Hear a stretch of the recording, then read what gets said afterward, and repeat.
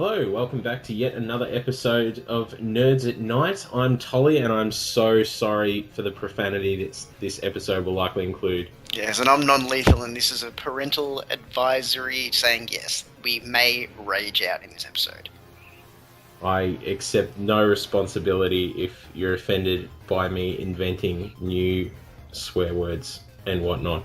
But anyway, we'll get past that. What are we talking about tonight? We're going to launch into DLC versus expansions, and then we're going to touch on what I'm calling the bullshittery of microtransactions, as well as the rise and potential death of free-to-play and conversely pay-to-win. Yeah, we're going to be talking about the cost-benefit analysis of all of these different things, and we're going to go ragier and ragier as we go on, so especially Tolli, but so just keep that in mind as you listen to this episode. In fairness, we discussed this earlier in the week. We were sitting down having a chat. We're like, what are we going to discuss this week? And we thought, we'll get some input. And then somehow the topic of free-to-play has come up, and then I've immediately launched into this rant at nonLethal about how I feel on this, and we've immediately decided, yes, this will be a topic for the purposes of good. Yes, this is our topic. So anyway, without further ado, we'll start with DLC versus expansions. Now, back in the day, and I say this as a young'un, you'll understand this a bit more, nonLethal, we used to get expansions with games. The one that immediately launches to mind for me is you had Warcraft 2, The Tides of Darkness, and then sometime later an expansion was released with more awesome story content and whatnot called Beyond the Dark Portal.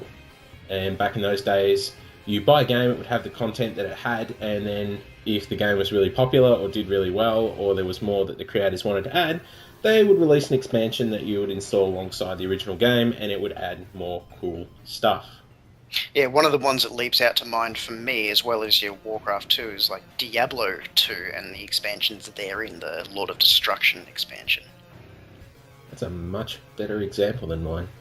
Well, what can I say? I'm a better person than you. Why do you hurt me like this? Because I love you. Carrying on, nowadays we have DLC, which when it was first announced, I'm not going to name a publisher for risk of being wrong and sounding bigoted, it was met with a fair bit of resistance. I recall people were a little bit angry that, actually I remember now, I'm pretty sure it was Bethesda, and I'm pretty sure it was armor for the horse in Oblivion. I'm going to say it was. If I'm wrong, somebody correct me. It sounds about right.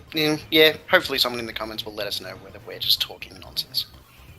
Yeah, so even if I am full of rubbish, this was the first one I remember very heavily discussed, because especially in the Elder Scrolls series, most of these things were released as mods or free add-ons or bits of content that you could find from the darkest corners of the internet. And instead, Bethesda was creating this armor for your horse in this game, this virtual armor with no tangible value whatsoever, and selling it to you at what they felt was a reasonable cost, which, a few dollars depending on where you lived, currency exchange rates, yada yada yada. So they were then releasing just this cosmetic add-on for a part of the game when previously it was believed that would have been a mod or free. Yeah, that's right, and there's been many, many more examples of this going on as time moves on. There's been a big war between the expansions and the DLC sort of going on. There's some games that do both, which I find very interesting, and some games which still stick to your single expansions. And using as an example is the new XCOM remake. They had an actual dedicated expansion come out, The Enemy Within, and it did deliver a lot of new and unique content and upgrades for your guys. But then there are the games which just have your patches and which come out for free. So where does the line go, really? That's a good question. I was just thinking that myself, and I was about to pose the question to you. At what point is something no longer a patch and then DLC? And I think a fairly arbitrary definition is when you have to pay for it. Yeah, but, more or less. Well, at the same point, at what point then does DLC become an expansion? I mean, the latest World of Warcraft expansion, for lack of a better term, could really be considered DLC. I mean, I am just going to download the patch and then pay to unlock the content. Is it considered an expansion or DLC? And that also comes with the difficulties of a subscription as well, so we'll get into that a bit later on, but it's really difficult with the World of Warcraft specifically because you pay for the game, you pay for expansions, and you pay for a subscription as well. Goddamn pay to play, son of a goddamn bitch, whatever. No, we'll get onto that later. Focus. Alright, I'm back with this. So, my opinion on this is meandering. I go between two different points. On one hand, I liked expansions. I like the idea that you install the expansion, you have all this new story content, and it's all the bomb. I'm not a big fan of paying $2 to get a different gun, whether it be a cosmetic or an effective upgrade. I'm just not that interested in paying money for such a small upgrade. I'd rather get new actual game content, whether it be story content or multiplayer content. Yeah, and I'm sort of in the same boat about this. There is later in this episode about the cosmetics and paying for things which don't have a tangible gameplay benefit or story benefit. But it's really hard to decide where you go on the fence on this one. Yeah, it really is difficult. And the last item of DLC I bought, paid for, and played was for The Last of Us. I bought the DLC for that. I nearly said expansion, so I think it starts to demonstrate these two terms are probably somewhat interchangeable in this generation. But the thing that bothered me with that is DLC is often not really self-contained. It really is often just an hour or two of content, and that for me makes me feel like I either have to have replayed the main story just recently. So in the case of The Last of Us, the DLC was only about 45 minutes to an hour's worth of content, and price gouging aside, it wasn't, to me, it felt like I should have just played the game all the way through again and played the DLC straight after, because I felt like I was trying to revisit something where I'd completed the story, put it away, and checked it mentally out of my mind. So I think the problem with DLC is it's often not enough content to stand on its own two legs. Yeah, I think that's a pretty fair assumption. Yeah, you're kind of hitting it right there. That's a good distinction between DLC and an expansion, is that, yeah, if it can be boxed up and requires a large install, whether it can't just be downloaded to your machine, which is unlikely these days. But yeah, it's the level of content that it gives you. Like, let's go back to that old warhorse and talk about World of Warcraft again. Like, the expansions, while arguably expansions, they do add entirely new features, new level caps, races, classes, depending on the expansion you're talking about. Now, that could possibly have been done as a DLC as well, but to be fair, that sort of level of content probably gives like tens of dozens of maybe 100 hours of content, depending on how much of it you actually use yourself, and that'll change on the what level of gamer you are. And it stands on its own two legs. Like, often you're getting an entire new campaign. In the case of World of Warcraft, you are getting a story that you could enter, level cap and leveling aside, you could enter that story at that point, carry on, and then exit out of it. And without all of the background, it almost stands completely on its own. It's not just you dropping into a pre-existing story, spending an hour in it, and then walking out. You're getting in, you're spending 50, 100 hours experiencing all the new quests and all the new storyline and stuff like that, and walking out like you've had a full game experience, a $60 experience. That's a very valid point, yeah, and what they do with their major content patches is a good example here as well. Like, they are contained within an expansion, so it gives you like a new dungeon or raid or something like that, and you don't need to pay for those patches. They just give them out as extra content to subscribers, and maybe that's something they can think about in the future. And this is slightly off topic, but remove the subscription and just have pay for DLC for the major patches. But yeah, it's sort of going a bit off topic there. Yeah, those patches to me scream DLC. The only difference being is you don't have to pay for them, but essentially with subscriptions you kind of do, as you mentioned before. So without those subscriptions, that would essentially then become DLC. I think the only reason they potentially don't do that, without getting into a discussion on WoW, is probably because it would fragment their user base, whereas in something like Titanfall, perhaps, you can fragment the user base slightly by having, you can buy a custom different shaped Titan, and you can fragment your user base that way and call that DLC or microtransactions or whatever, and you can fragment the user base with small items, at which point it's not self-contained, it couldn't stand on its own. A different shaped Titan does not a game make. And I think that's where you can draw a reasonable distinction, and that's where DLC finds its home. I think I agree with you there, and using Titanfall as an example, as there is a DLC out for it, which will be streaming at some stage in the future. Keep an eye out for that. But like, you can just put the people who have the DLC, match them together, but don't exclude them from being matched with people who just have the base game, just not in the expansion content. And that's where a good difference between like an expansion with your World of Warcraft and your DLC with Titanfall is. Like, people who have the expansions in World of Warcraft have that extra level cap and all this new area they can go to, but even if they do go back to the old areas, they already outclassed everyone else.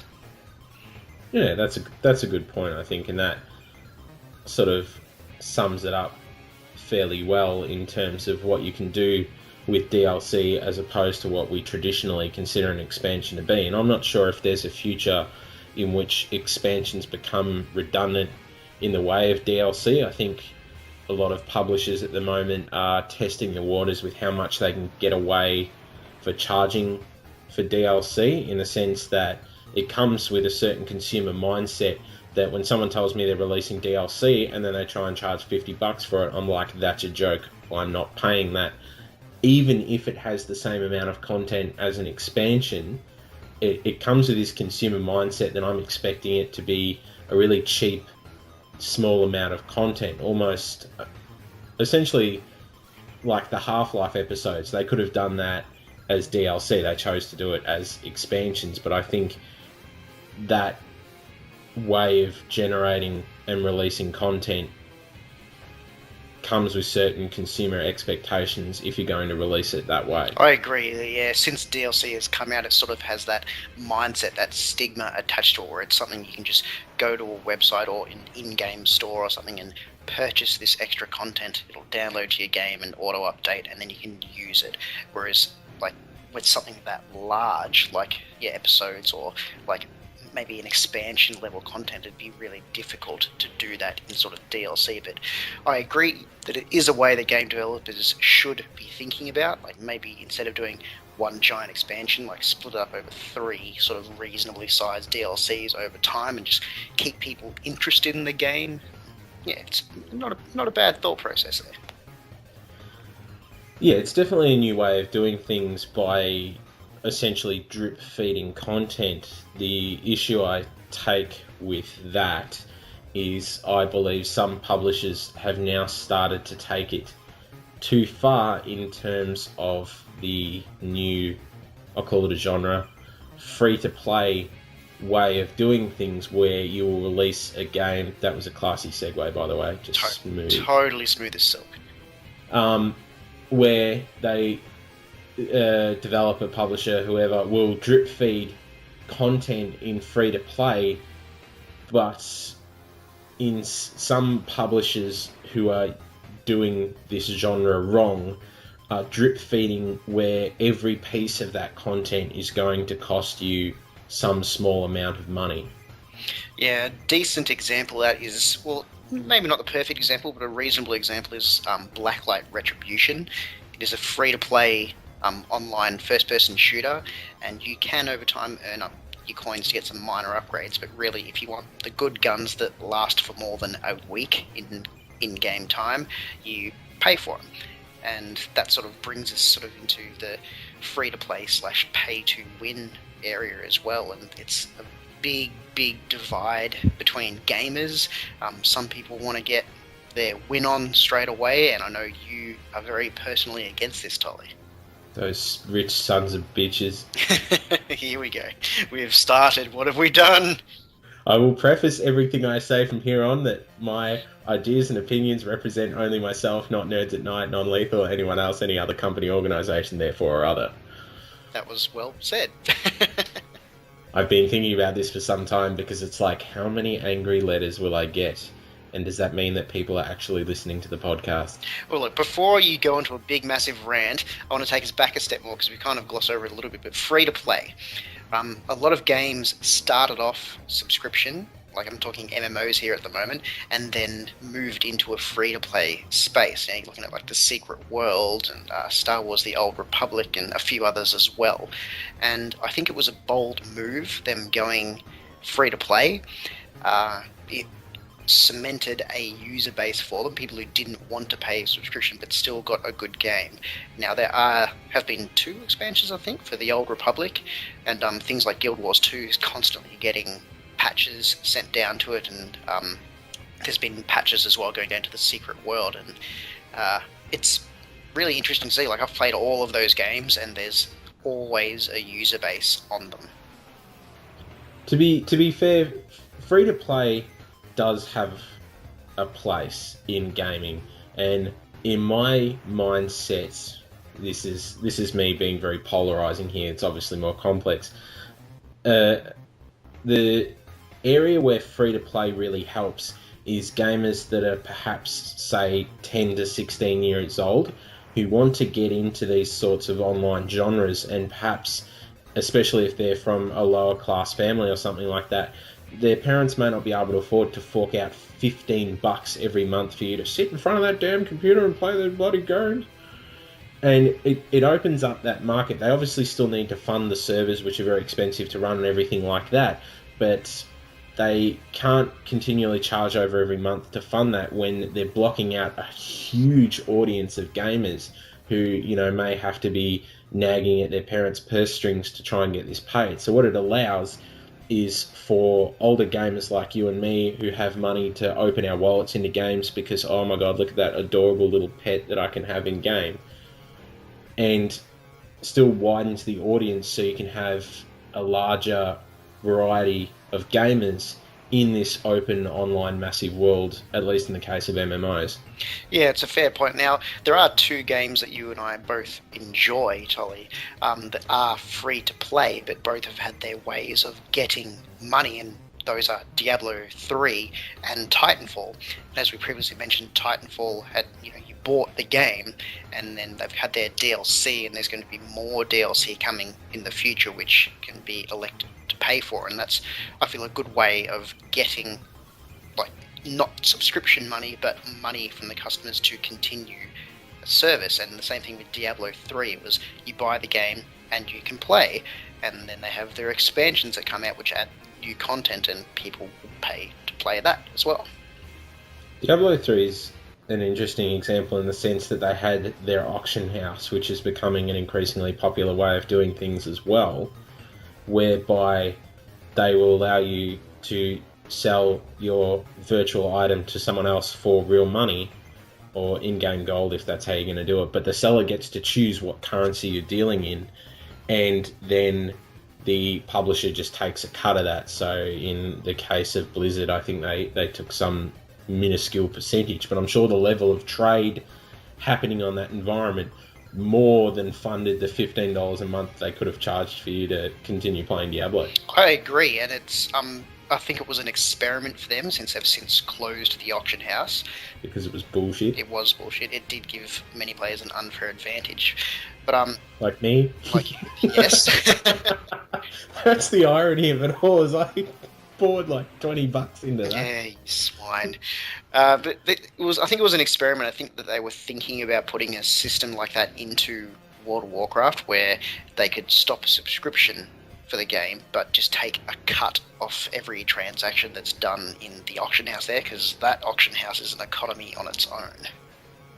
True, and even now they've got the in-game store where you can buy all the vanity pets and things like that, so I think potentially, if that reaches an appropriate level of funding, they may be able to move away from subscriptions. I think in the case of WoW, while they're still funneling in some exorbitant sum of money every month, they're not going to change the way they're doing things. But I think there is, and I'm attempting not to speak for all gamers here, even though I am, that there is a bit of a culture of wanting to move away from constantly having to fork out for a game if you don't particularly want to. If you just want to buy it and play it, instead of constantly having to buy things to continue to even have the privilege to play the game in terms of subscriptions or pay-to-win games, then like more publishers will move away from a subscription model, or they will, instead of going from pay-to-win, will go back to free-to-play with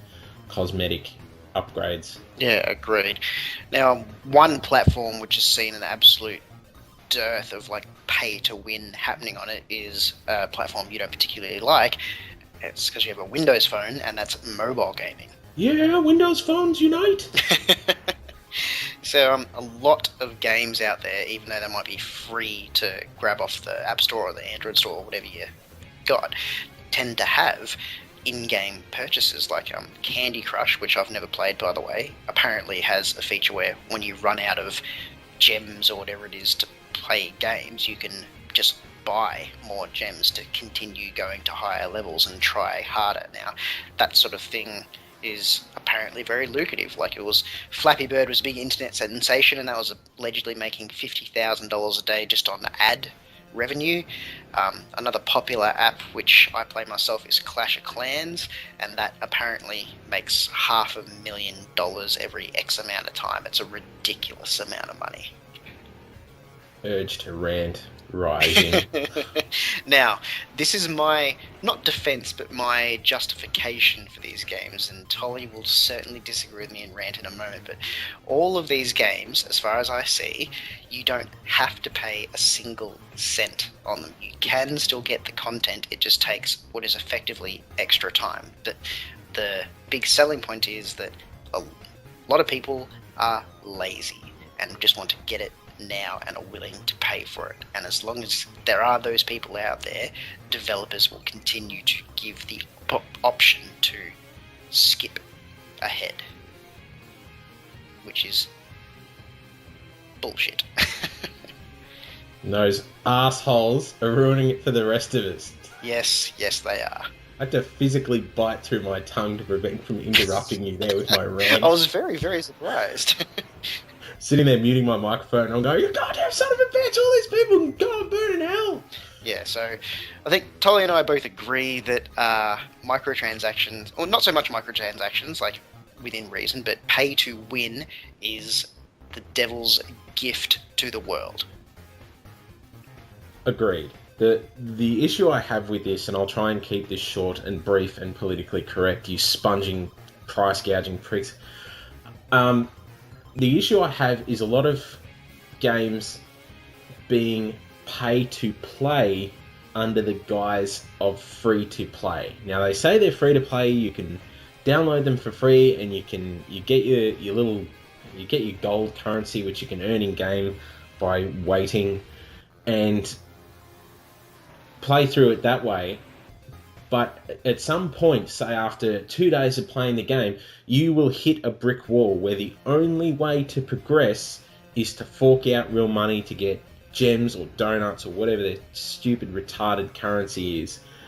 And that, I don't think, is fair. You're not putting your players on a level field, and I think you're creating a class warfare between the players that can afford or are willing to fork out real money to get some fake virtual currency to play some stupid casual game, and players who just want to play a free game that might be advertising supported or something like that. So having this rift where you've lied to your customer and said it's free to play all you want up to level 2 of 3,000 is a lie and a betrayal to gamers, and I don't think as a gaming community we should accept that kind of crap. However, there are games out there that do it right. There are people that where the only currency required to play all the way from start to finish is patience. And that also comes with a certain level of bullshit, because you're essentially asking people to not play the game to win it, or fork out money, which I think is just paradoxical in terms of gaming, and essentially when it's the problem with this model comes down to when publishers or developers just lie about what they're selling you. And that is the problem at its heart, and I'm surprised I stayed awake for that whole thing. Man, you'd love to rant. Son of a bitch, I'm gonna have to edit out half of that. Our listeners will appreciate it. But yeah, that's the crux of the problem, is that you're getting a game, and let's be fair, there has been development time and so money put into making these games, so they do need a way to make money off their product. But to stop people from experiencing parts of the game at all, unless they're willing to fork out money, is price gouging and ludicrous. If you wanted to make money from the game, you should have just charged people for it to begin with.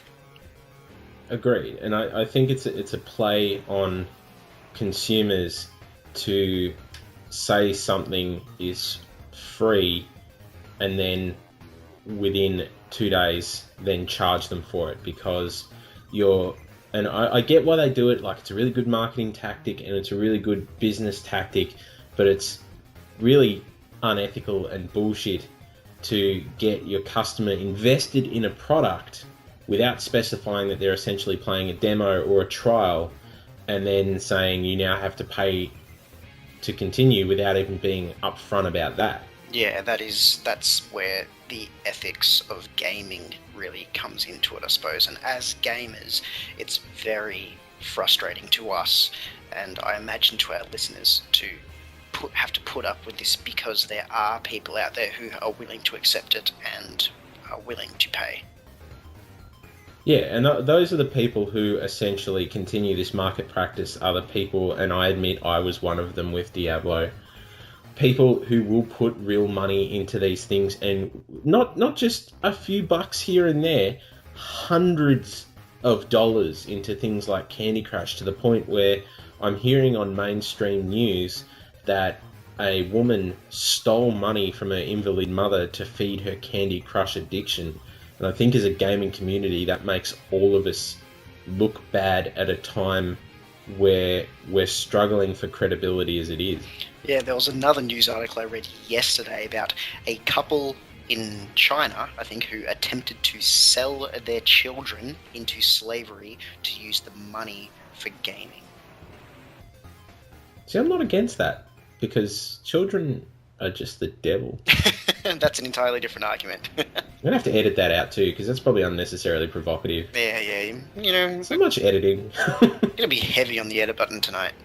That's true. Maybe I could just bleep out entire sections. Anyway, we're getting off topic. Yeah. Alright, okay, so we've talked about free-to-play, and we've talked about pay-to-win, and this brings us on to the bullshittery of the microtransaction. Now, caveat, we're talking about microtransactions that give you an edge or an unfair advantage over people who are unwilling or not able to pay. Things like your Sparkle Pony in World of Warcraft and things like that, I don't count those as, well, they are microtransactions, but I don't count them as game breaking. They're even fun and necessary for the survival of some games. We're talking about the bullshit that gives people an edge. Yeah, completely agree that there are two schools of microtransactions. There are the cute little cosmetic things, and I think like all the little vanity pets in World of Warcraft, they're great, they're for a few bucks, and to Blizzard's credit, often the money being generated from them is being given to charity, which is good for everyone. It gives gamers a cute little way to say, hey, I'm supporting the children's appeal in Africa, or whatever charity they're supporting at the time. And you get a cool little vanity pet in game to show off to all your friends and be like, oh my god, I have this, fire-breathing treasure goblin or whatever in World of Warcraft. That is fine. That's a brilliant way to make money. You're not lying to people. You're not playing on their urge to be better. You're just offering a non-game breaking service for a reasonable fee. Now, but on the other side of it, and we'll keep on using World of Warcraft as an example, they've effectively given the option of skipping 90 levels of content from their own game for a price. You can, when you buy the expansion, and it might even be going as a separate thing now, I'm not totally sure, you can just pay $60, I think it is, and have a toon boosted from up to level 90. This is where I coin the term bullshittery. The reason I say this is because there are a few schools of thought, and you would know nonLethal that we've ranted back and forth about this in the past. The school of thought that I immediately come to from this is, how broken is your game that you have to provide people a paid option to skip a good 10 or 20% of it if you consider endgame content where the game starts. Yeah, that's true. Like, it's unfair to the people who, as I sort of said before, are unwilling or unable to pay for this service to let someone just jump straight in and go from the end of the game, effectively. Yeah, that's right. So if, for instance, you have this game and you're not particularly monetarily well off, you will have to buy the game, and in fairness, the expansion comes with a free boost, but if you wanted to do this with an alt, for instance, or whatever, you will need to sit down, start a new character at level 1, and play for approximately, let's say the average would be between 40 to 80 hours to level all the way up to level 90 by playing through quests and dungeons and things like that, and all really integral, interesting parts of the game where you get backstory, experience, the lore. You actually get involved in what's happening in the game over that 40 to 80 hours of gameplay, and you spend that time. That's time that has an opportunity cost. You can't spend that time, going out, getting some sunlight, meeting other humans, finding out there's a family of people living downstairs in your house. That's time that you're spending on the game.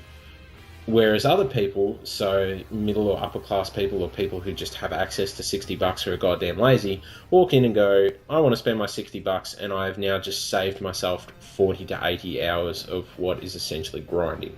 Yeah, and a lot of people that will appeal to, because as you said, time is money.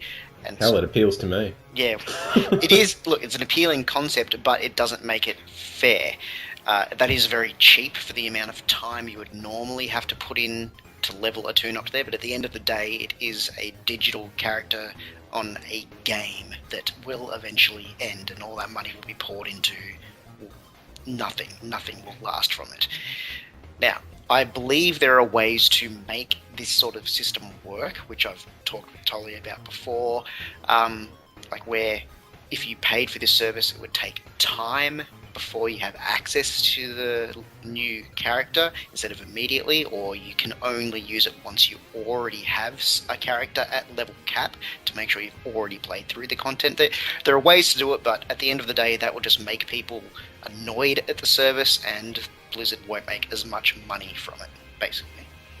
Yeah, essentially, if you could pay that money and then you had to wait a week before that character was unlocked, then instead of actually paying that money, you'd be like, oh, screw it, I'll just play it because I want this now. I mean, that's essentially what you're trading on, is people's impatience. It's, I work long hours, I make money. To me, the time that it takes me to earn $60 is not 40 hours, it's more like 4. So I would rather just pay that and have saved myself all the time to have a top level character with decent gear where I just have to roll through the next 5 levels of the expansion, and then I'm officially at endgame content, whilst you, for instance, don't have access to that money, or be like, I'm not going to blow this on some virtual bollocks. You're now at level 10. I'm at level 90 doing endgame content, getting top end rating gear, and have essentially broken continuity of progression between two people at the same starting point, purely because I have the access and the willingness to spend more money than you are. Yeah, and that's where the division and the class warfare, as you mentioned before, will come into it. And it'll be between all the people who can afford to boost and the people who can't. We're still using this as an example, but this is sort of the basis for microtransactions, the pay-to-win sort of situation we're talking about. This is just a good example for it. Yeah, that's right. And we talk about World of Warcraft a lot just because I think it's something a lot of gamers will at least have some familiarity with, if not have lost lives to it. But, I mean, this is prevalent across all kinds of games. There are some games that do this right. They will say things that will give you tiny stat boosts, but in exchange for that stat boost, you get, a stat loss in another department. So you're augmenting your character, but still along a level playing field. And Guild Wars 2 did it as well. I'm not sure if they still did, but you could buy items which also I think were available in the regular game. I'm not certain, but you could buy an item which gave you like a 50% experience boost for 4 hours or something. So you could buy those from their website and level slightly faster, but if someone else was leveling more efficiently than you or played the game just for longer hours than you, they could keep up.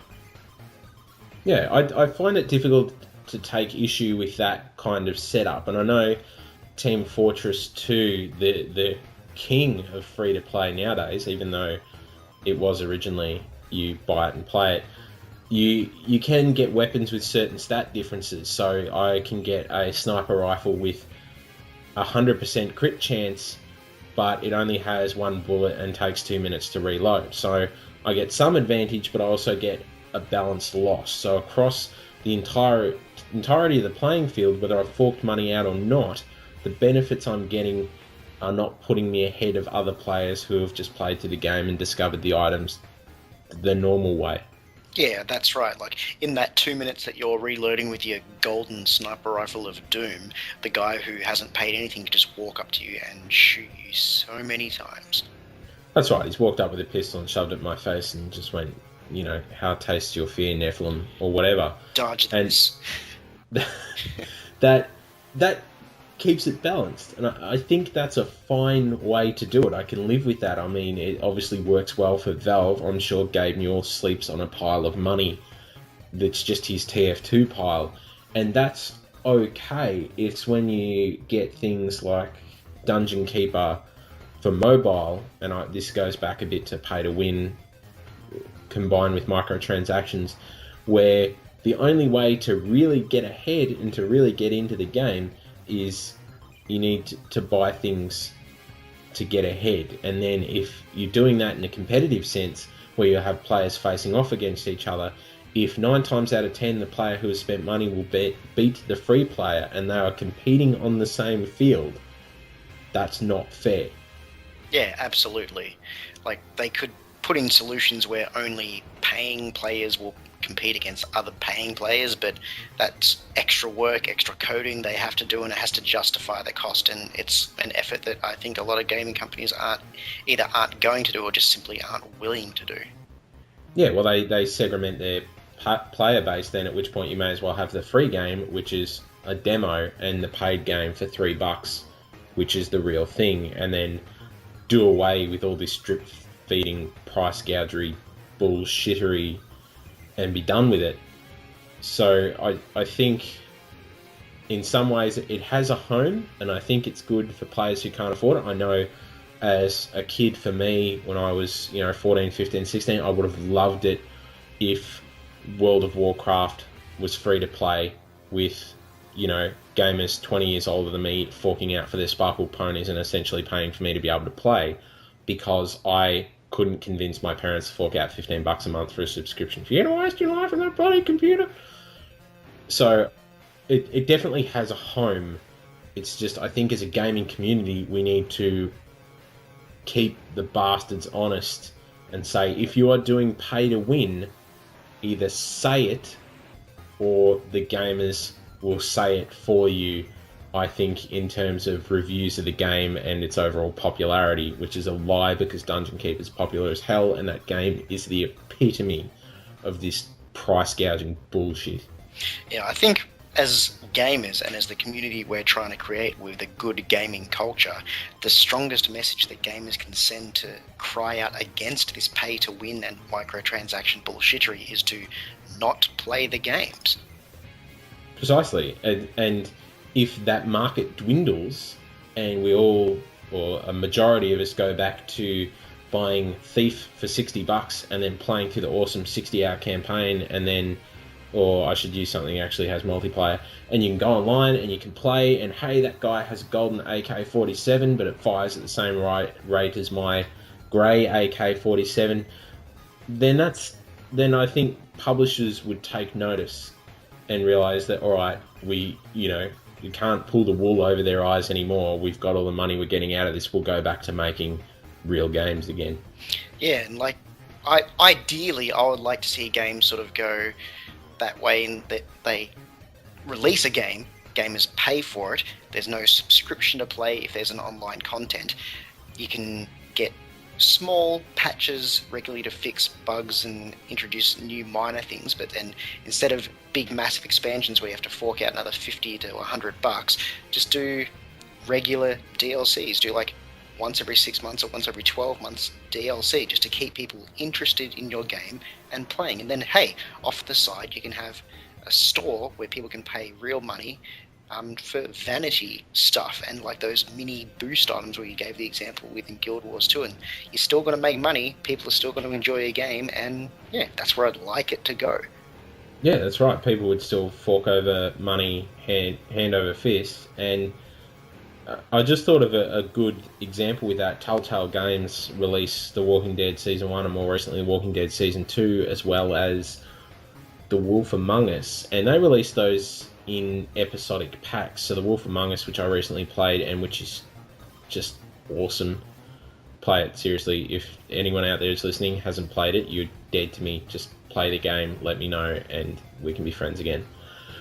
They released their content in episodic packs. So The Wolf Among Us was 5 episodes, and that they use the model where you just pay up front. When the episodes are released, you download it and play it. But I would have been more than happy to buy episode 1 for $8, buy episode 2 for another $8, and do that for the 5 episodes and end up paying, $40 total instead of the $32 I paid for all of up front, and then they drip fed the content free of charge. I think that's an acceptable way of doing it. If you're going to move to episodic content, is do it with DLC like that, as you mentioned, and then perhaps if you want to change the game in some cosmetic way, or just even if you want to add little diversionary stories, then you can happily charge modest amounts for that sort of change as well. Yeah, absolutely, and that's, as I sort of mentioned before, that's where I want games to go. But unfortunately, the way it is today, the only way that will happen is if gamers stand up together and cry out against what is the situation, because as long as people keep on paying for these pay-to-wins and pay-to-plays and stuff, as long as that keeps on happening, developers will keep on putting that shit in their games because they're making money off it. That's right, and often us as gamers, we're a little bit lethargic. We roll over and accept this sort of stuff in our medium, in our art form, that wouldn't be acceptable anywhere else. You wouldn't see this where you buy a Blu-ray with all the special features, and then you go to play a special feature, and it's like, hey, you want to watch a special feature? That'll be another $3. You would be taking it back to the store and be like, hey, I bought a Blu-ray with all these features. Why am I paying to unlock what I just already bought? We're accepting that in our medium, potentially because the medium's so young. But as you said, it's something where we really need to stand up and say to publishers, especially, and developers as well, we're not going to accept this. There are certain things we will accept. There are certain business models that we like as gamers that benefit us all as a community, but we're not just going to keep forking over money because the richest among us can afford to do so. Yeah, absolutely. I got nothing else. I could rant for this for like another half hour about how it's just complete crap. The publishers pull this out, but as we've already stated, it essentially just comes down to gamers. So perhaps you and I are out of touch. Perhaps gamers really are happy to, and I'm sure there are some out there that are happy to just be able to walk in, fork out $150 on a game and be like, I'm the best, you scrubs, pew pew, I win. I'm sure there are people like that out there, but that is, it's Yeah, it's bad, in my opinion. But if any of you are out there and can accept the way things are at the moment, if we are wrong, if we are out of touch, then let us know. Get in touch with us on Twitter or Facebook and tell us. That's right. Speak out. If people out there are going to tell us that we're wrong, I will sign up to Facebook and I will get on there and I will tell you why you are wrong, and we can have a dialogue about this. And it would be really interesting to see the opinions that are actually out there amongst gamers, to get a really good cross section from different age groups, different types of gamers, male, female, young, old, different platforms, about how you're feeling about what the gaming industry is actually doing as a whole, instead of, oh, they're pulling this crap in this game, but hey, I can still play Titanfall for free. Yeah, that's exactly right. All right, we're getting a bit into the later time brackets now, so I think we should wrap things up pretty soon. So thanks everyone for listening to our show. Hit us up on the Facebook and Twitters and all that kind of stuff. We're on a few new podcast things now, aren't we, Tolli? That's right. I've been busy for once and gone out and listed us in a few other podcast directories, specifically Double Twist, Stitcher, and in the next few hours, if this guy from Microsoft I spoke to is not full of crap, the Zune Marketplace, if you're like me and have a Windows phone or an Xbox or one of those sorts of shenanigans. If there are any other podcast directories that I've missed, or if you would just like to have the ability to download the MP3 directly, let us know on Twitter and Facebook. I'm going to hold this a little bit ransom. I want to hear from you if you want to see this. Please get on there, talk to us. We'd love to hear from you. Yeah, we'd love to hear from everyone in the community and just anyone who has an opinion. If you want us to talk about something specific, or if you want something new, like Tolli said, a new podcast directory, let us know. You can find us on Twitter at Nerds at Night, or on Facebook at Nerds at Night Community. Get in there and get in touch. Definitely. And even if you want to be on the show, hit us up and say, hey, here's something I'd like to talk about. I'd love to hear you guys' opinions. We'll get you on here. All you need is Skype and a microphone. We're not exactly a high-level outfit here. Of course, nonLethal and I get sick of talking only to each other, and one day we'll eventually be at each other's throats. So get on here, help separate us from the knife fight we'll end up in, and get involved in the show, and of course the streaming that we'll be doing coming up eventually, maybe. Yeah, stay tuned for our Titanfall stream, perhaps. All right, yeah, guys, thanks again for listening. I'm nonLethal. And I'm Tolli. Good night.